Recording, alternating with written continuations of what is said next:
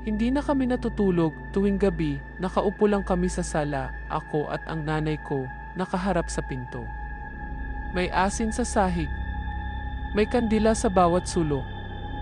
May dasal sa bibig, pero wala nang paniniwala sa dibdib. Dahil alam naming darating siya. Hindi kung darating, kundi kailan. Alas 2:59 pa lang, nagsisimula na ang paglamig ng hangin. Humihinto ang mga kuliglig. Tumitigil ang orasan, parang ayaw na ring sumabay sa oras na iyon. 3 oras din. Hindi na siya kumakatok. Binubuksan niya ang pinto, kahit nakalock. Dahan-dahan itong bumukas, kasabay ng paglangit-ngit ng kahoy na parang umiiyak. May pumasok na amoy ng lupa at bulok na dahon, at saka namin siya nakita. Hindi na niya ginaya ang anyo ng tatay ko. Wala na siyang dahilan, ang katawan niya ay baluktot, parang pinagdikit-dikit na laman at buto. Ang mukha, pamilyar, pero mali. Halo ng tatay ko.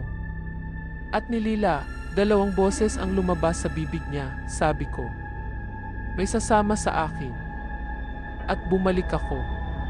Para sunduin kayo.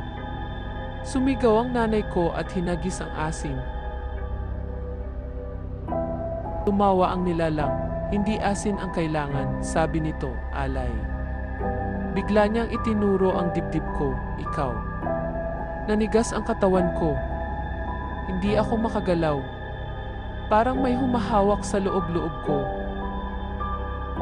Hinihila ang kaluluwa ko palabas. Lumuhod ang nanay ko sa harap niya. Ako na lang, iyak niya.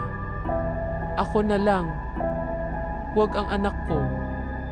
Huminto ang nilalang at bumiti, matagal na kitang hinihintay. Bigla niyang hinawakan ang noo ng nanay ko. Sumigaw siya, hindi sa sakit, kundi sa takot. Nakita ko ang alaala niya, ang huling gabi ng tatay ko. Ang pagod, ang galit, ang mga salitang hindi na niya nabawi. Hindi mo siya pinatawad. Bulong na nilalang kaya hindi siya nakaalis.